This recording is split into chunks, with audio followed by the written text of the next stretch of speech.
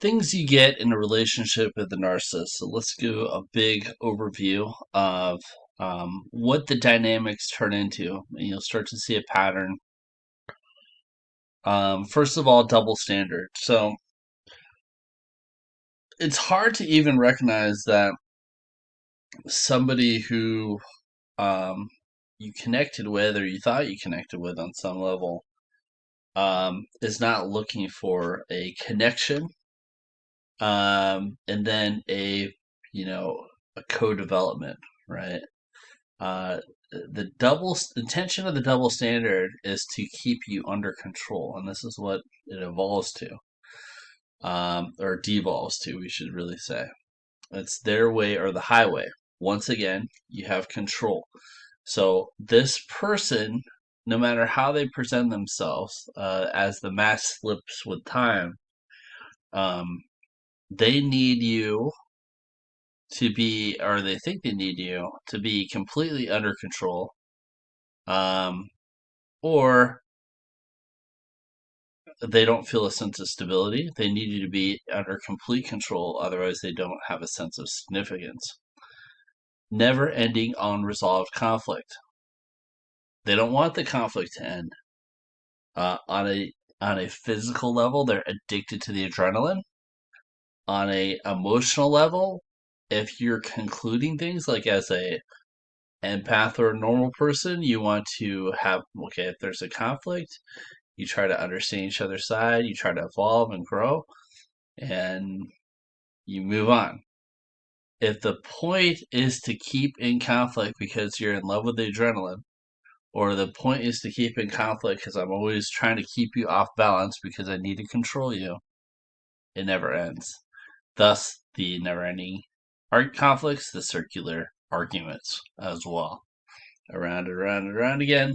It never ends because the point is not for it to come to an end. The point is to keep that thrill, keep you off balance, keep you under control, make me feel more stable because you're under control, make me feel more important because you're under control. Zero consideration for you. You are just an object in the narcissistic relationship. You were there as a servant to them, as a slave to them, and they don't care about your needs. From a normal or empathic relationship, you care about that other person's needs, you care about your own needs, and you try to see how they can enhance each other's, see how they can expand and grow.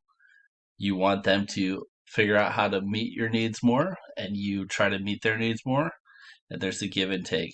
Um, the narcissist is incapable, sees no validity in that give and take relationships in a give to receive type of mentality.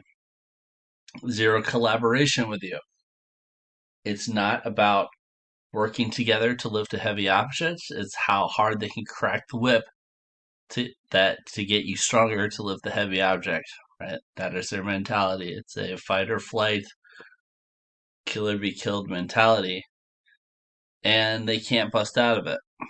Silent treatment and avoidance. So, in order to prevent some kind of conclusion to the argument, a lot of times they'll just detach and avoid it.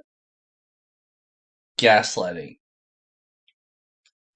Constant, this is again, creating conflict out of nothing in order to keep you under stress, in order to keep you under control, in order to me as a narcissist or the narcissist to feel more stable and more sense of significance, making up problems out of nowhere for no reason.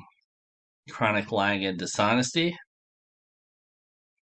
Any behavior as a means to an end towards the prime aim of absolute control.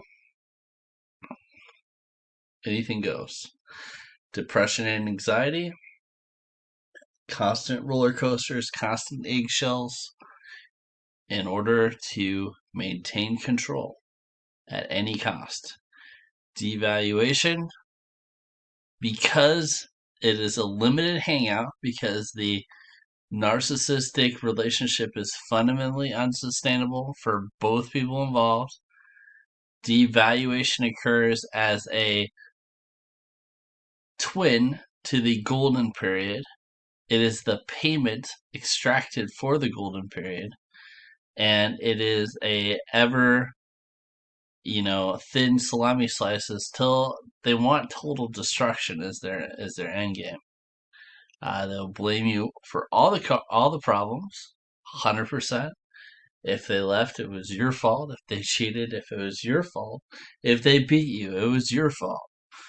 Uh, the shame and the crazy, and that is the devolution of what the narcissistic relationship turns into, and avoid at all costs, my friends.